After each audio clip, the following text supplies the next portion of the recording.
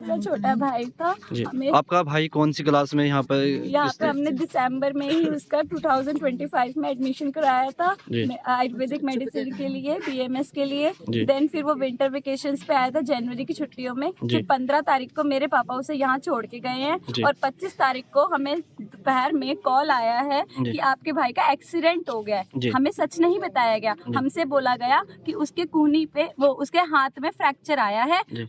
वो आईसीयू में है, कोई बात नहीं कर सकते, तो आप हमें उसके फोन का पासवर्ड बता दो। हमें लगा पता नहीं ये बच्चे बात कराएं ना कराएं, नंबर नहीं है किसी के, तो पासवर्ड बताते हैं। जैसे ही हमने पासवर्ड बता दिया फिर उसके बाद वो फोन उठाना बंद कर दिया सबने। हम दिल्ली से हैं। जब दिल्ली से हम सहारनपुर के डिस्ट्रिक्ट हॉस्पिटल में आए तो हमें 4 घंटे लगा। हम 12 बजे यहाँ आए। जब हमने यहाँ आके देखा तो कोई हॉस्पिटल का स्टाफ नहीं था, कोई कॉलेज का स्टाफ नहीं था, कुछ भी नहीं पता। ठीक है, वहाँ पे जो डॉक्टर्स थे उन्होंने रजिस्टर करते हैं वो जो भी मुर्दा आता है, तो उसमें उन्होंने देखा विशाल का नाम है। उस विशाल के नाम से हमें पता चला कि हमारा भाई वही है। पूरी रात हम तड़पते रहे 3 बजे तक। किसी ने कोई भी 2-3 पुलिस वाले थे, जब मैंने 112 पे कॉल किया तो वो आए, हमें दिलासा देते रहे। कॉलेज वाले अब आ रहे हैं, वार्डन अब आ रहा है, ये अब आ रहा है, वो अब आ रहा है, कोई नहीं आया। उसके बाद बहुत देर बाद 4-5 लोग आए, जिसमें एक मोनू नाम का इंसान था, जिसने हमें बोला था कि अपने भाई का एडमिशन यहाँ कराओ।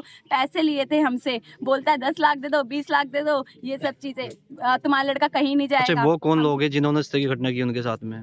जानते पहले हो? हमने मोनू को पकड़ा, जी। उसके बाद जिस लड़के ने मेरे फोन का पासवर्ड पूछा था उसने हमें फोन दिया। पंडित जी कह रहा जब एक्सीडेंट हुआ तो मैं तो पूजा कर रहा था, तो मैंने जब उससे पूछा, फोन लिया, तो मेरे भाई ने काफी टाइम बाद फोन देखा तो फोन में सारे मैसेजेस डिलीट थे। उसमें से एक मैसेज था जो रैगिंग के लिए इंडिकेट करता है। उस मैसेज से इंडिकेशन से हम रात के 3 बजे इस हॉस्पिटल में आए, इस हॉस्टल में आए। जब हम इस हॉस्टल में आए तो हमने उसके रूममेट और रूममेट के पेरेंट्स से बात की, फर्स्ट ईयर के स्टूडेंट से बात की। जब उन लोगों से बात की तब पता चला कि 2024 का जो बैच है वो बहुत गुंडागर्दी करता है इस कॉलेज में, और वो बच्चे कई बार शिकायत भी कर चुके हैं। प्रशासन ने कोई कुछ नहीं देखा।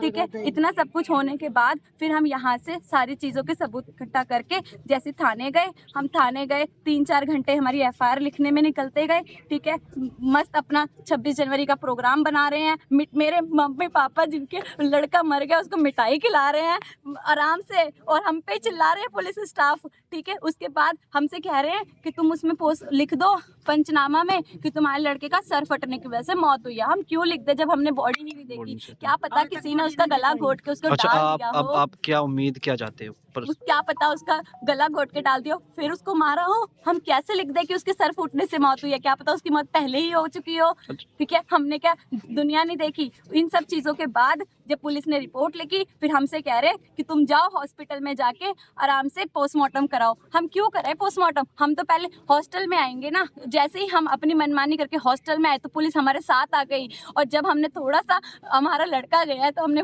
थोड़ा बहुत चिल्लाना शुरू किया तो पुलिस हम ही को बोल रही है, मुझे कह रही है कि मैं क्रिमिनल हूँ। ठीक है, एक दरवाजा क्या तोड़ दिया। मेरा भाई जो सीनियर रेजिडेंट डॉक्टर है दिल्ली में वर्धमान कॉलेज में, उसमें मेरे भाई को धक्का दिया, मेरे भगवान जैसे भाई को धक्का दिया उसने। फिर इतना सब कुछ करने के बाद अब जाके पुलिस का एसएचओ आया है और कह रहे हैं कि रुको रुको कार्रवाई होगी। कोई कार्रवाई नहीं होगी, प्री प्लान मर्डर है, सारे कैमरे टूटे पड़े हैं।